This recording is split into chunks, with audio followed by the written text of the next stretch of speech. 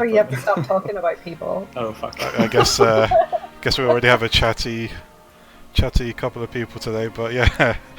Hello guys, welcome back to another AD Talks. We have Meraki back today. Hello! How did you enjoy your holiday? Well, it was a holiday with 2 small children, so Awesome. it was as good as those kind of things get. Wasn't there some sort of play area you could have just sneakily put them and I mean, but it's technically, frowned upon to leave them unsupervised in play no. areas. I mean, not unsupervised, they're just at you, in the corner of your eye whilst you enjoy yourself. They complain so much, even on holidays. Oof. Alright, we have Kelly with us as well. Hello. Hello Kelly. Oh, no. Tis I. Last week we didn't do the Mage RP talk because, well, Kelly wasn't available, so Thea stepped in and we did the whole dealing with annoyances in roleplay and how to approach roleplay. So a few nice tips there, a lot of Thea talking, which was alright. I mean, if they're open to talk, go ahead. A lot of opinions to be shared and tips to add. Anyway, would you like to introduce your character or what you do on Sure. Argent a little more, Yeah, Sure, tell us um, about your background in roleplay Oh, okay. Well, and your current situation. Give us the whole story. Yeah. Minutes to background. Just kidding. Right, so my character is Kelly Genrock. She is a mage. I come from Defiance Brotherhood originally, and transferred over like during Legion or something when it died. Unfortunately, it's very good. It's a very good server. But yeah, and I drifted a lot on Argent Dawn until I found the Dawn Scale Vanguard, and now House Nightwind, which I'm still in. And I became their Magi Lieutenant. And that's like, I've just been doing Mage RP for 100 years, pretty much. And I really noticed there was something lacking on the server when it came to Mage RP. And this was, it's in common with, like Defiance Brotherhood also, is there's not a lot of mages. And like when people do mage-only guilds, they just die. Eventually. Their longevity is threatened. I mean, we'll probably get into that more later, but... So I made the Mage Quarter, which is a Mage RP Discord, for both Horde and Alliance, and I'd say it's going pretty well. Alright. Yeah. And I'll talk more about the Discord later on, so... Seeing... Yes. There's I'm not too learning many from Horde Horde. mages. I wish there were more, and like more Horde events. Well, tell you what, I'll take a link and Oh, okay. drop it around some letterboxes. Yeah. You might see my On UI Red for a Team. moment. Sorry guys, I forgot to remove my trinket. We have a few, but Argent Dawn, there's more Alliance than Horde, so it's understandable, I guess. Yeah. Yeah. There's not a lot of class-based guilds or halls a lot of times. It tends to be a lot of DK than anything else. Sometimes Yeah, it Demon can be quite Hunters. hard, I think, to do very niche things because you kind of get bottlenecked into a very closed or very narrow sort of spectrum of what you can do with it then, so it can be quite difficult to run. So I think like a community like that's probably a much better idea. I tried when they released the community feature. Oh, the that was a in-game shit show. one. Girl, don't even. It was. I tried doing one as well, and I did the whole thing. I did the Mage Quarter, and people joined it as well, but you don't really get notifications in game, so it was just like you'd send a message like, hey guys, I'm doing an event, and then people didn't even read the message until it was too late. Very sad. Although, I mean, good idea, Blizzard, but... Implementation was trash. So before we dive fully into it, I mean, if it hasn't been already made clear, Kelly's probably the more long-term Mage RPer, whereas and since some of you are new here, I tend to be an indecisive roleplayer where I jump from different characters all the time, have all these ideas that I want to put into play, and I'll let Meraki explain what sort of roleplay they do.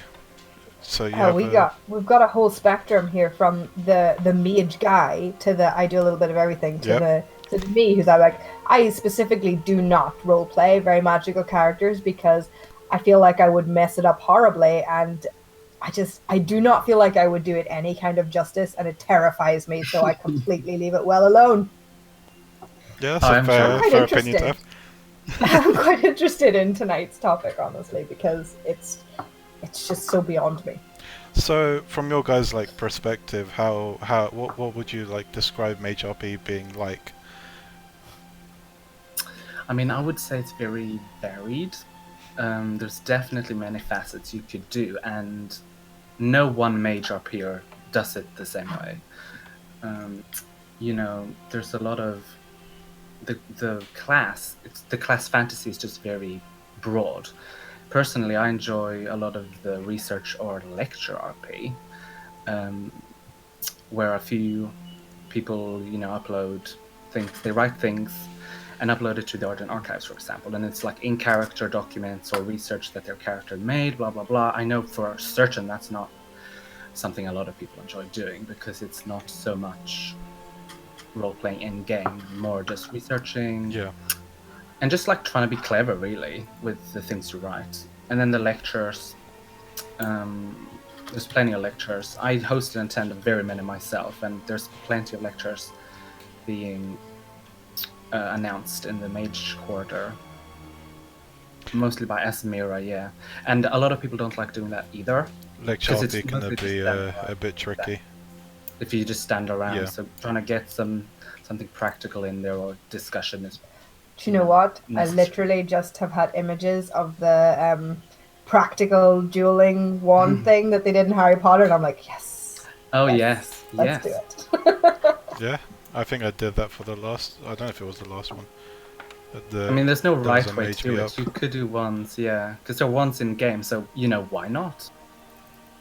But then, like, there's more. There's artifact RP is very closely tied to mages, and apprentice mentor RP. I've never done that actually, but it's not really my thing, I guess. And all of these things, they're like non-combat. And then there's like even more when it comes to combat. You know, there's battle mages, and you see all these mages in the campaigns, in the PvP, and whatever. So I'd say it's very varied and wide, and it's great because there's something for everyone. I mean, from my approach to what I would say Mage RP is like for me, not for everyone. I tend to RP in very battle mage like. So obviously, my mage tends to be the sort that does the whole incantations and up front swinging the sword sort of thing. Yeah. Yeah, there's a very stark contrast in the two sort of angles to it, because you do have those battle mages that are literally doing it on the go, you know, in the battle, you know, in the moment type thing, and then there's a very heavy like scholar side to it. That's always kind of interested me. Like that would probably even interest some of my non-magical characters as well. So I might talk to you more about that later. But anyway, but how do you approach it? Because like you're saying, it's very varied. There's a lot of scope. There's a lot of lore about it, and there's also a lot of gaps. Oh, girl. Here's the problem when it comes to a lecture one, you have to make it sort of interactive as well. I had this idea that I wanted to do in the past, so it didn't kick off to begin with, but saying like research or discovery and stuff, there was supposed to be a bunch of these magical books that are spread out across Azeroth after being lost from some sort of like ancient library sort of thing. And they have all these sort of things to them. For example, one book causes sandstorms in the hand of the user, and all these, you know, nifty things. And it'd be a neat way to have people kind of roam around Azeroth, exploring, finding these artifacts, studying them, securing them if they want to, or keeping it for themselves and using it for whatever maleficent intent or helpful intents they had. It was meant to be a pretty interactive thing that connected, you know, role players as well. But yeah, that's the sort of ideas you can have when exploring the more studious sides of things, I guess. When it comes to like battle mage, obviously we know how combat RP tends to go as a whole. Yeah. I don't know, what would you say to the approach I mean, I'd say, like, I encourage personal variations, flavor, anything that makes your mage special. But make sure you know the basics. It. What would you I mean, consider to be the basics? when it comes down to it, it's just really about how clever you are and how well you can pull it off, because it transcends from OC into in character. Yeah. How you shouldn't convincing your really try to character play is. And I something will you speak can't later do. on, like, arc mages. Is it a hard K? I never know. Arch mage? Arc. I think it's Arc. You know what? We're gonna go with the hard K. I think it's Arch. We should fight to the death over it. But Yeah. But oh my god, where were I? Play into your strengths. Right. I mean, so when it goes to with the basics, with the lore, like you said, it's very Blizzard don't do a lot of RP community service. We know this, and especially for mages. Like, even now, where is Dalaran? We don't know. But yeah, Agtherian, he has done a really good guide actually on the forums. It's pinned to the very top of the Argent Dawn forum on WoW, and he really goes through like the arcane and mana and the schools and the laws, the 4 laws of arcane, and really just the basics. Yeah, and I'd also say to approach Mage RP, be humble. Don't pick a mage as the class because you want a powerful character. Because you don't necessarily have to approach a mage with the intent of being powerful as well. I've got a Nightborn mage, for example. She's a very clumsy mage. I love that. To the point where she kind of misfires her spells, or just isn't always 100% on top of her game, and it provides a fun little aspect to it, Yeah. You'll often find that flaws and mistakes can generate a lot more roleplay than getting everything right all the time. Yeah, but like I would pick a few schools that your character knows well, and then pick a few schools that they're absolutely terrible with. Like, for example, Kelly can't do portals. And it's so funny because in character, everyone's always like, "Oh, but you're a mage," and then it's like, "No, well, yes, but no, I can't do portals." Shall I tell you how I deal with portals? Sure. With Ursa, she either needs someone else to help, or she needs the uses of what were they called? Regents. That's it. Yeah. So she draws out the runes stones on the ground and all that stuff, and then puts it together. She can't do it by herself. She's incapable of doing it. If she does, she'll probably pass out or something, which is what I tend to RP out when she does try to do it. That's really good. When it comes to like spell casting and how you do the actual casting, there's no one way to approach it.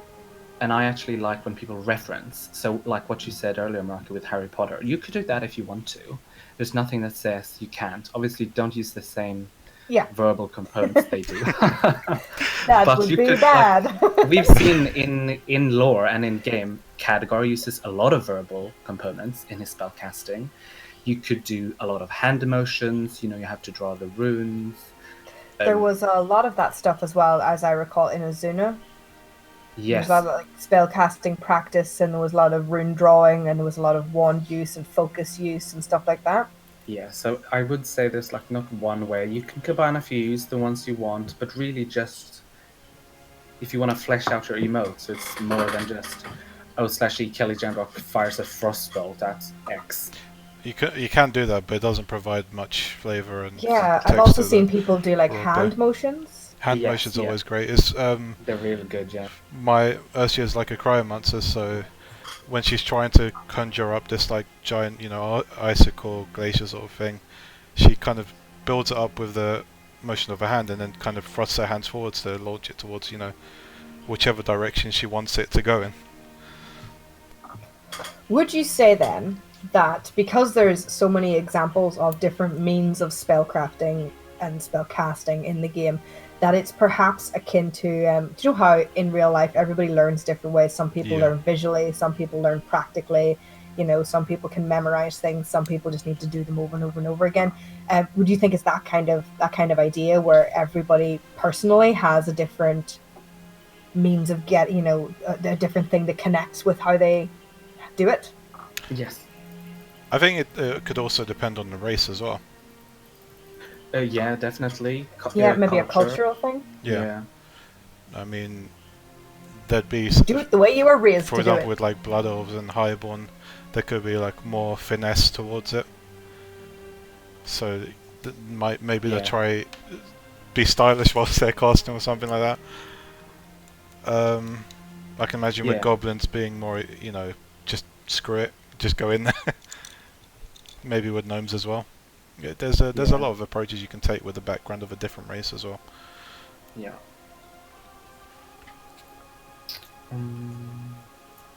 Yeah, I just like add a personal flair, really. That's really fun. Like, if we're going back to the Harry Potter reference, like, their expecto patronum is different for each person, and there's a lot of examples in game of usually very powerful mages, but still, who have mastered like variations of different spells that only they can do. I find that very, very interesting. Of course, most of those examples are really powerful, so like probably don't do that for your character, but you could do small scale. You know, like maybe your arcane missiles are different somehow. Same idea, simpler stuff. Yes, exactly. But it's those variations that'll give flavor to your spell casting. And when you do emotes, and you know, whichever way you want to do it, we even see in game mages, they cast spells without doing any of the you know, hand motions, verbal components, or anything. They just do it. So you can just pick and choose to flesh out your emote. It's a bit all over the place. Blizzard are pretty inconsistent or barely showing of how Magic tends to operate when it comes to in-game standards sort of thing. Yeah, there's lots of options, but no actual direct answer as to... It does come down to creativity, but as Kelly mentioned...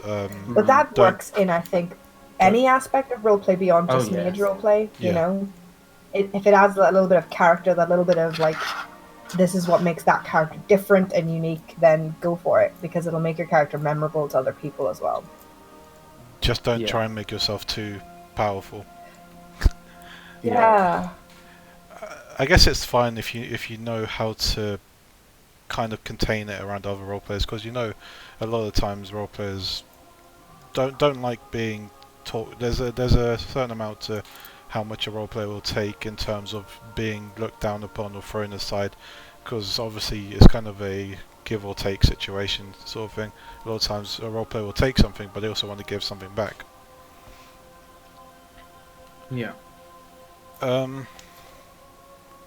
So where would you find like mage-centered roleplay? I wouldn't know mage-centric personally, but I know there's like obviously different guilds that take in mages practically all the time. Maybe Kelly might know this one better.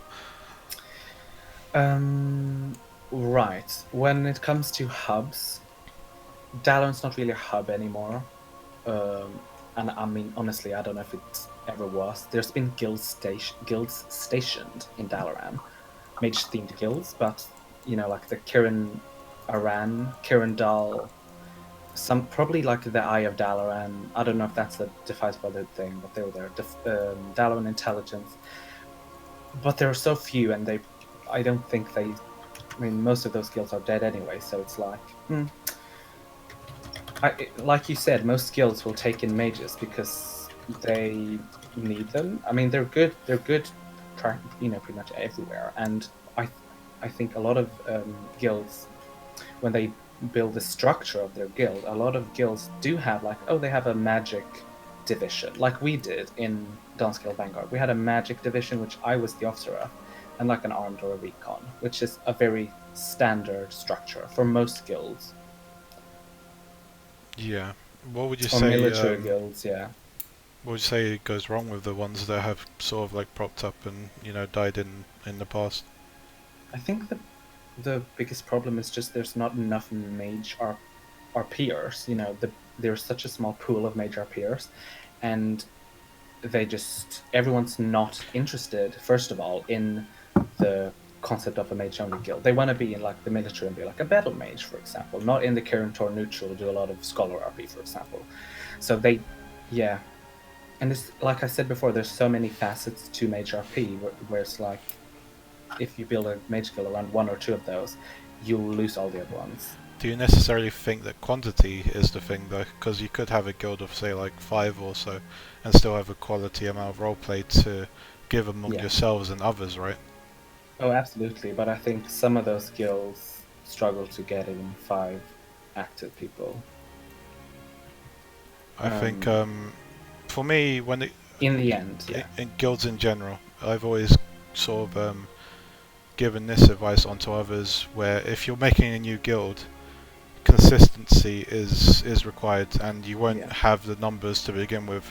Your people will come and go a lot of the times to begin with, but so long as you're on top of what you want to do and provide as a means of roleplay for others, eventually you'll find the right people that will stick around and be there to roleplay that concept out with you.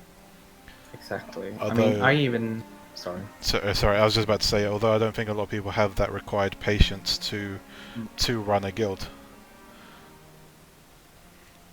Yeah, I definitely noticed that in the Downscale Vanguard when I ran the Magi division. It's a very, very narrow concept of it's a military-ish guild led by 2 nobles, and then you want mages to join such a small portion of that. So you want people who fit that.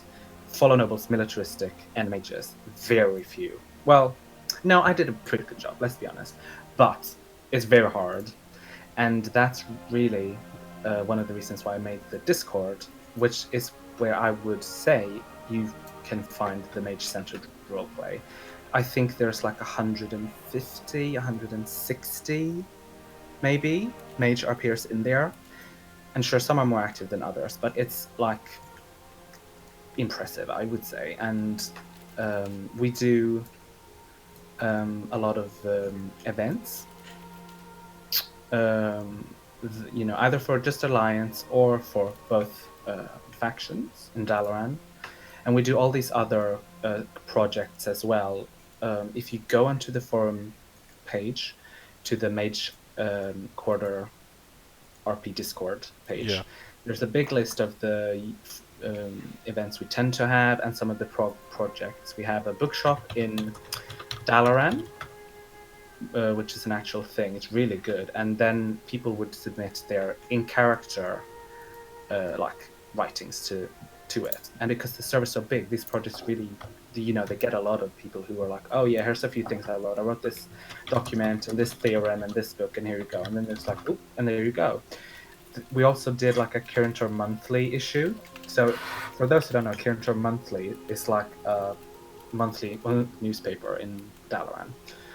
And there were a few issues just laying around in Dalaran, wherever. Okay, great. So we did like an issue of that. The community did that. So there's a lot of projects and a lot of events going on in that thing. So you could really dodge the whole guild problem where you're in a military guild with a mage division and it's, oh, but there's only 2 or 3 mages there. So we don't really get any pure mage RP, if that's what you are looking for. You can join the RP Discord and RP with mages. Do you think when it comes to class-specific sort of roleplay, it's easier to do it from a neutral standing point or from a factional one? Because let's say, for example, SI7 could be built just of rogues completely and function well enough without being the whole... I forget what the underground area of Dalaran is called. Underbelly. The Underbelly. The Uncrowned, that's it. Instead of being a part of the Uncrowned, you could have these sort of elite mage squads that fights for the Alliance or fights for the Horde or whatever race they belong to. Obviously, when you down to race, it becomes even harder to find people, but whatever, tickles their fancy at the end of the day. I'd say, for mages, it's very hard also because you'd think that neutral is the easiest because Kirintor. There you go. It's really big, and Dalaran's big and has always been big in lore and in game. It's been the capital for 2 expansions. But a lot of people don't want RP in the Kirintor, mostly because the hub is dead, so there's nothing there. And then now Stormwind is the hub. How are you, as a neutral Kirintor mage, going to participate and fight the Horde on behalf of the Alliance? It's very fine line. What we do in the Discord is we have all and everything. So when we do events, it's like either, I mean, you have to brand it. So it's a neutral, open for everyone. I've done a few lectures in Stormwind where it's just Alliance. I'm not too sure about Horde. I think there's a Horde Mage Guild that do like lectures weekly or something, but I'm not Might too be sure. a Blood Elf one. Yeah, it is a Blood Elf I one. don't think there's a Anymore. Probably. there's a dedicated mage guild. And I know a lot of guilds take mages. I know that there's the Sanguinide, which is warlock heavy, but has some mages in it as well. There used to be the Arcane Circle. I don't think they were Right. mage exclusive, but they had a lot of mages and they were based in the Spire and stuff, but they're not around anymore. Right. I'm not sure if there's a mage specific one, but I've forgotten the name, Shalderai? Is that it? Did I do it right? Shalderai, yes. Nightborn. I'm pretty sure they have quite heavy connection. I know there's a few guilds of them around, and I don't know what their actual theme is, so it could be mage focused. Don't quote me on that. Right. Yeah, I don't really know how to answer that question then, really. It's fractured, really. You could say the mage community is fractured, which is why it's so difficult to make pure mage guilds, really. Yeah. So the Discord's a good idea then. It's a good way to gather people together. Oh, we had like, Asmira did a wisdom weaving. It's brilliant. This week, I think, or last week, and there were like 30 people there. Wow. That's pretty good. Like, yeah, and like keep in mind these are just randoms. So I quite like that. And then obviously when I did the Dalaran Mage fair, oh god, there were so many people. Like, but then that was a server-wide event, so that was great. I really enjoyed it. Yeah, why is the Horde Mage Guild called Dudflex? And coming to a conclusion on the Mage Guilds,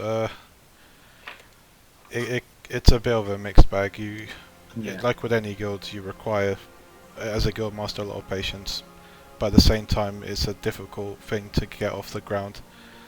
So you need to find yourself an angle to approach and make it something that appeals to other players.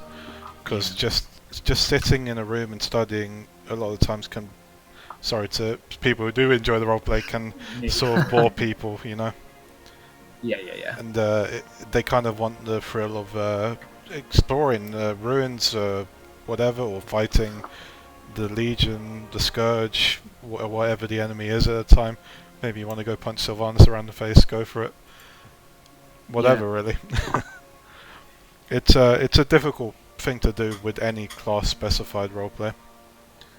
Yeah. Although some have it easier, but we'll kind of go on to that when it comes to that class. Yeah. What do you?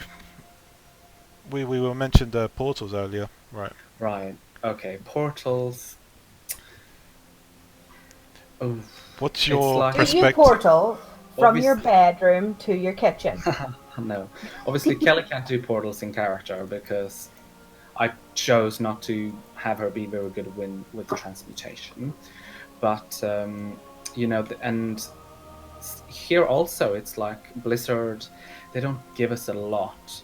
There's of course the in-game representation where any mage can portal and teleport to these fixed locations at a whim. Okay, great. That's probably not the best representation, and of course that's not how you would do it in character. But I mean, I like to, and this is very personal as well, but when people do portals, I like to think that it's very true to how you did it in Classic with reagents. Yeah. I would say it's a whole ritual, because when you think of it, you are literally ripping a hole in time space. Yeah, definitely. It's why I have the region thing, or a group of mages doing it. Yeah, I think also there's no real canon on it, but the ley lines is often brought up when you do when you discuss portals, because they could be seen as portal highways or something. Have you seen that beautiful map of all the ley lines? Yes, it's very good. So fancy. Like, it could explain why there's set fixed points in the capitals, because ley lines pass through, so it's easy to go with the ley line, so to speak. But then, also in game, there's plenty of examples of NPCs just doing portals wherever and from wherever. So, yeah, I mean, yeah. Here's my my personal perspective when it comes to portals. I try and do it the least amount I possibly can, because I feel like the journey is more fun than skipping it. I agree. Of course, if it comes to an end of an event where you're, I guess, let's say for example you're a group of adventurers, you have a mage in your group with you, and this whole ruin's crumbling down, there's no way of getting out, portal, I guess. But obviously, it's something you'd have Onto to... a ghost ship, right? I did... I opened a portal once. I have fused, as most people know, my goblin. And we had that sort of thing where you got trapped into a corner with like a ton of trolls chasing us and cornering us.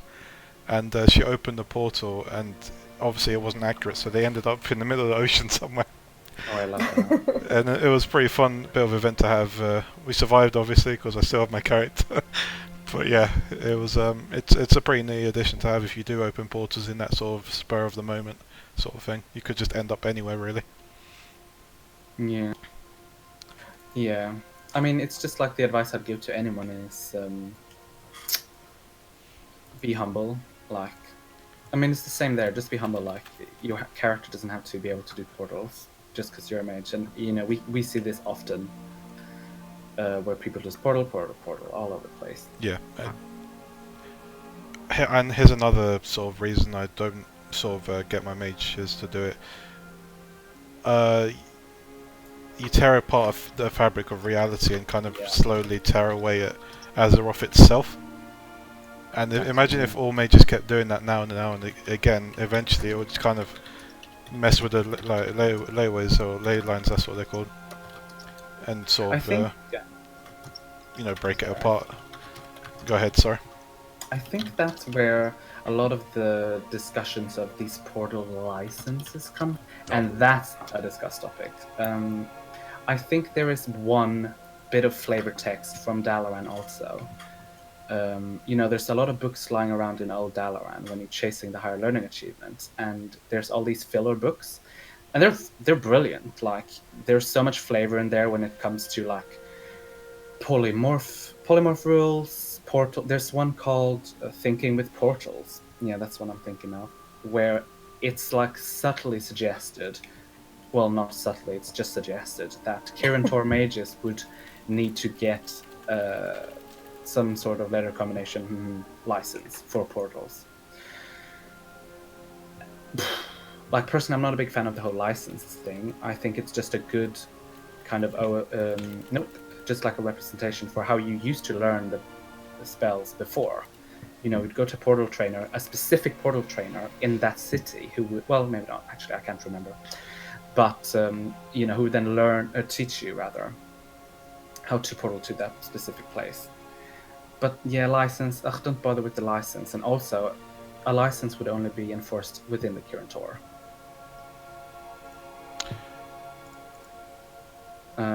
I kind of just forget democracy. License seem like a silly thing. I can see what they were trying to do. Like, I think they were trying to suggest that there is, there's got to be some kind of limiting factor to not just portaling around everywhere. Yeah. You know, but like there is in that little book. Okay, great. But I think this is a great example of how messy Mage RP can really be. Because on one hand, you have the in-game OOC, like the gaming experience representation, and then you have this one little book from Dalaran, which suggests one thing. But that's from Wrath of the Lich King, and you never know like how much has been changed in Retcon with Chronicles. Yeah, it's something that I guess it's down to personal preference, but at the same time, it's good to keep in mind that portals can ruin a lot of what can be excitable and good RP. Yeah. And it's not unreasonable to be like, maybe you need to do some sort of preparations to be able to rip hole in space and time. If you need another repeat of how I do it, Regent, draw out the runes on the ground, Yeah, and then cast it. agreed. How about mages? And I guess we never spoke about it as a whole, but let's just speak it about class specific professions in roleplay. Right. What's the sort Okay. of thing you generally see mages take up when it comes to professions? Oh, tailoring's more of an in-game thing. I don't think there's a lot of mages that would do tailoring in character, because of course tailoring, It's a like big time weaving commitment, I imagine. yeah, but also there's no inherent magical Yeah.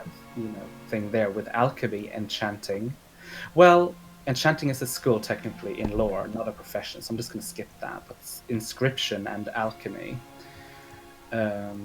definitely, because with what you do with alchemy, and really you don't have to be a mage to be able to be an alchemist or a scribe.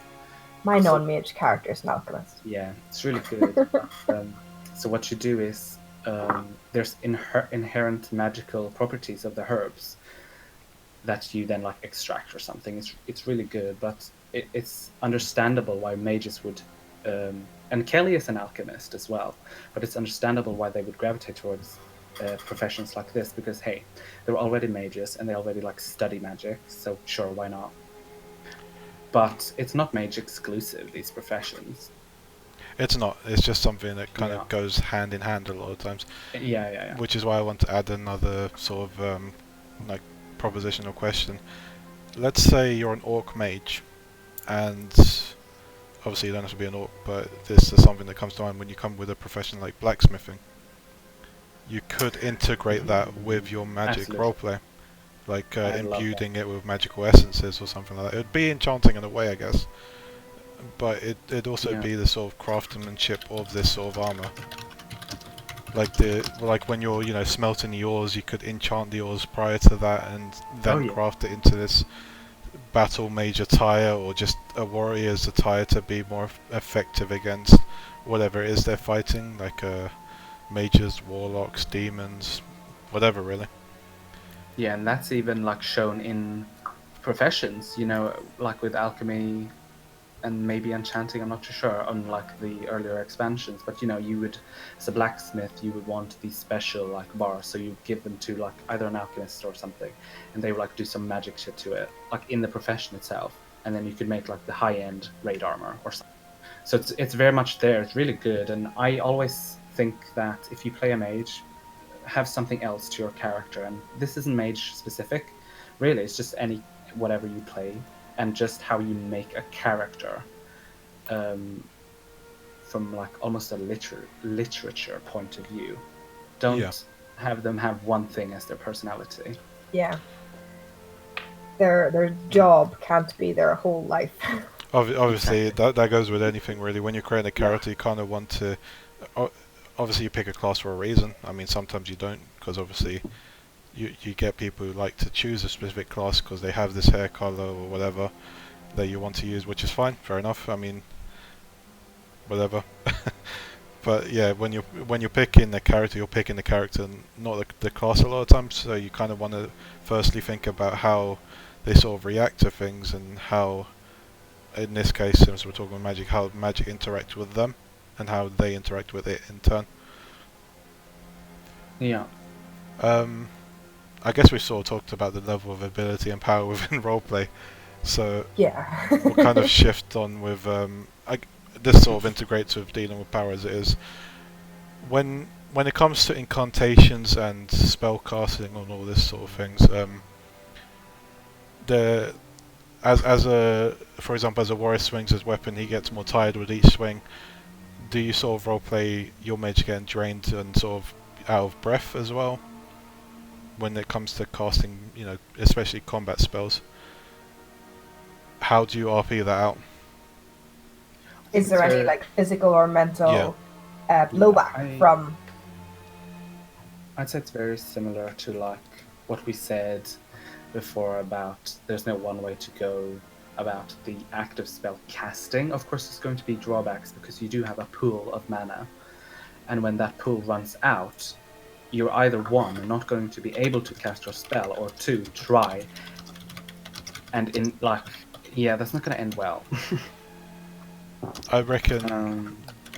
I mean, I'd say it's a personal preference, flavor, variation, whatever you want to call it, on how you emote that. I think certainly there is definitely like blowback or a consequence of trying to cast a spell which you cannot cast or is too weak to cast. Yeah. I think there's definitely limits in place. The limits vary between character. Did you not say that, Fuse? Your character faints or something? That's pretty good. My character faints, or she just can't, produce the spell. As in, she just has to let herself get that rest before she can do so.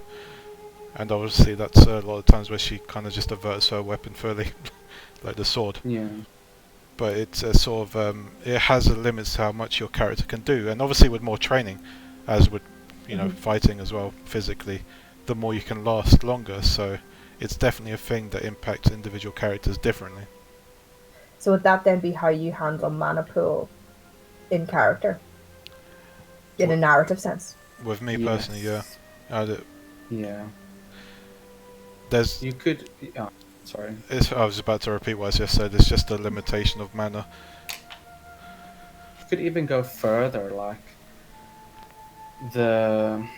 what's that allied race called? There's quite a few of them. Can you tell I don't do content much? The magic. Nightborn. Yeah, thank you. They are a very good example of, because of course magic and arcane is addicting, and like with any addiction, if you don't, you're gonna get fucked. And we saw that with them. Very extreme example. Probably wouldn't apply to any mage, a human, or RP or Blood Elves. They've seen that also in their lore, which is why they turn to Fel lore, I guess. That's an interesting thing to point though, because obviously there's a corruption in all forms of magic if you overuse it. Yeah. But what if your race, obviously Nightborn, is pretty much has succumbed to it, and that's sort of their lifeline, sort of thing. They could technically last, obviously, a lot longer than other people when using this sort of magic. Do you think they still have limitations? I mean, it's obviously counterbalanced by the fact that they've that whole wretched thing hanging over them as potential. Yeah. I'd say the lore explanation, I guess, for that, because humans are such a young race, is the regulation of the Kirin-Tor in history, like during the wars, first, second, third, and before that, for a very long time. I don't know. Yeah, I mean, of course, the Highborn are very what are they called? Shaldorai?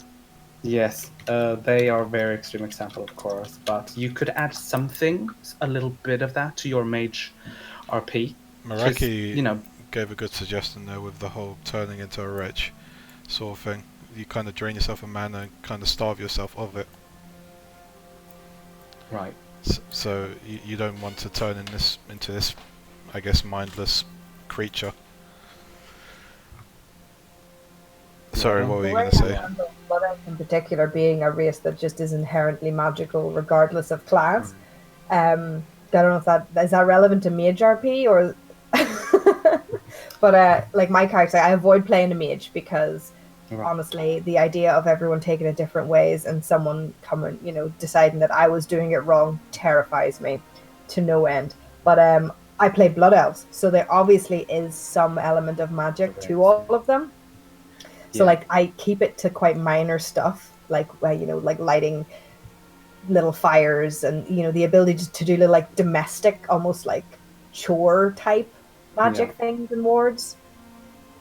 The race discussion is obviously very interesting, but also difficult because, like, you have the ancient night elf mages who would probably be the best at magic, and then Draenei, of course, are ancient, Also, and with the Shaldorai, yeah, and the Blood Elves, even they have inherent magical. Everybody's got several centuries on the human. I think it'd be Yeah. quite different with the Night Elf ones, actually. But what I was If- gonna say, yeah. But what I was gonna say was like with humans, they're a very young race, but of course in game, Jane is probably one of the strongest mages around. I know people aren't gonna necessarily like that, but I think when it comes to RP, I think it should be down like Here's the the thing. race obviously matters, yeah, because if I were to meet a new Mage RPer, but they play a race that would dwarf Kelly's skill, I'm not going to be like, oh, yeah, whatever, because I think it should be like, I mean, it's very much like a person who plays Archmage just so they can play a powerful character. I would say if you don't know much about Mage RP, you play an apprentice, preferably human, because it's not. And you like, can learn as your character learns. Right, but then if you show up and then like, I mean, here I am, a lot of years on my back and all this Argent Archives shit, and you just show up, new RP, or I don't know how much I would like value the race. Like, oh yeah, but I'm this race, so I should be better than your character. Yeah, okay, well, oh Sealy, you don't know shit, so. Here's the thing. It's been stated law-wise, I believe, that humans just have a general affinity for magic as well. So it's not really out of the question for a human to be more powerful than a certain race. Quite like open and not influence. That's not a word, but yeah, you get what I mean. They're more susceptible to things. Yes, that's it. And the things around them, they're not quite as set and as staunched in a lot of, Whereas you'd have a character like an orc who wouldn't be as superior in magic as that, but obviously you can just learn that throughout the way as well. But then there's the whole idea of there being like shamanistic magics and the whole ritualistic magics, and the one that's always tempted me is troll, ritual witchy kind of magic. That's always kind of, if I was gonna do any kind of magic mage type roleplay, it'd be that. That's very cool, yeah. With like charms and hexes and things like that, because I think that would be awesome. But that again is like a whole different like genre of magic in itself. Just for being I think we should just have a magic topic at some point. Yeah. But yeah, I wouldn't want to go into like all the other types of magic.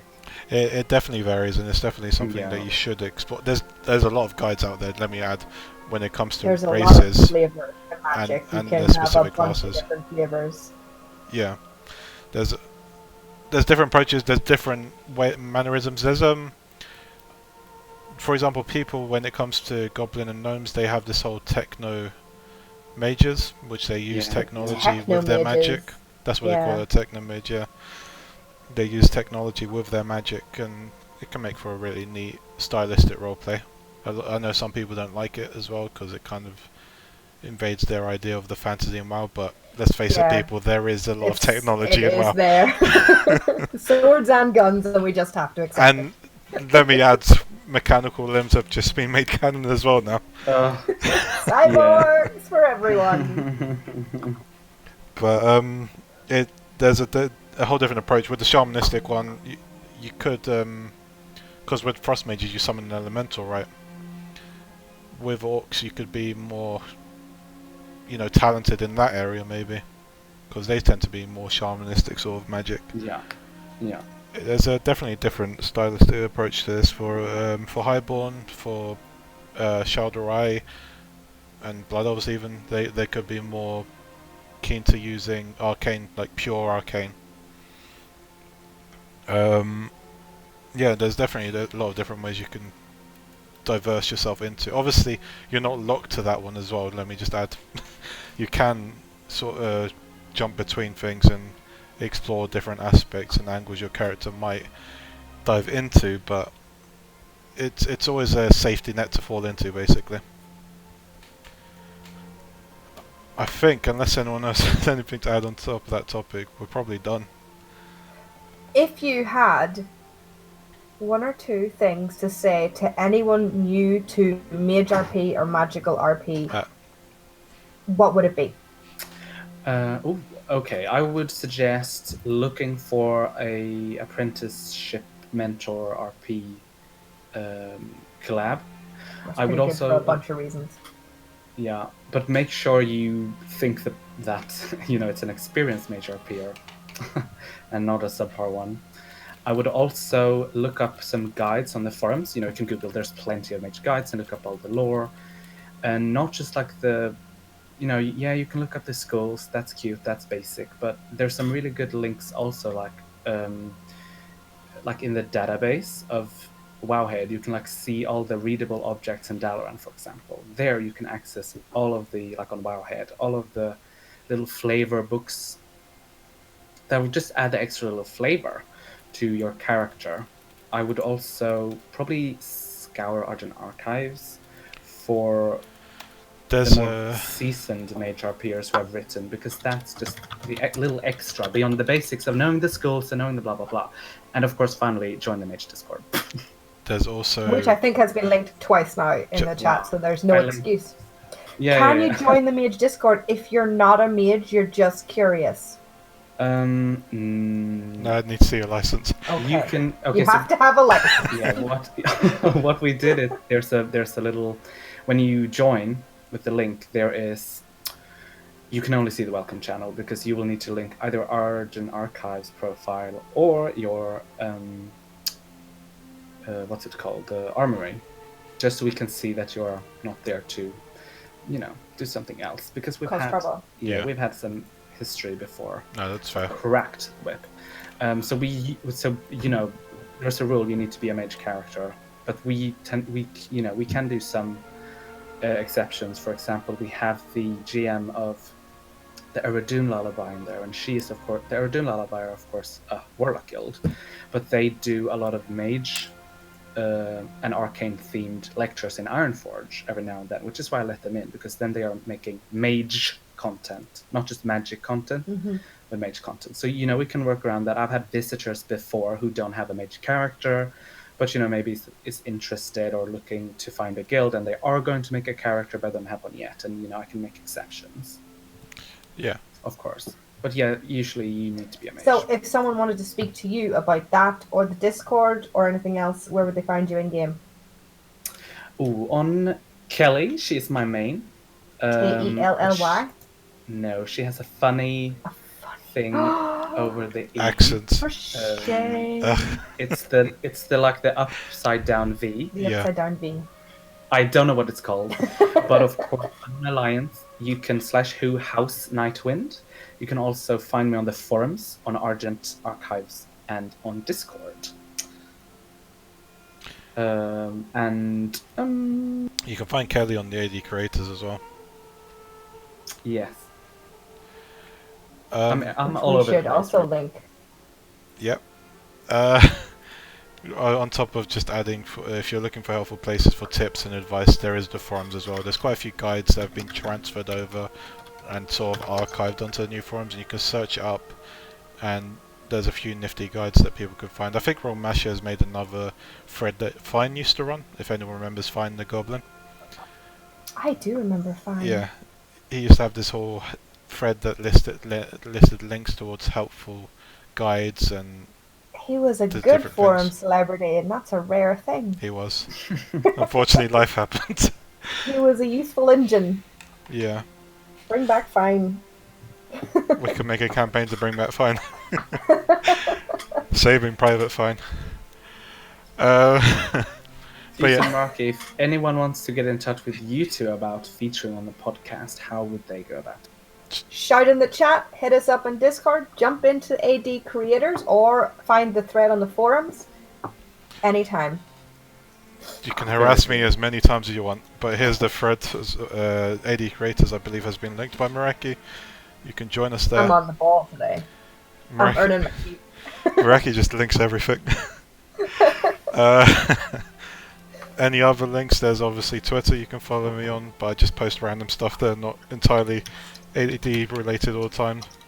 We have recently created an AD Creators Twitter, which I should probably share. We create an AD Creators Twitter, but that's more so for promoting the artists we Yeah, have so within our community. if you have a Twitter where you showcase anything that you're doing in terms of content in WoW,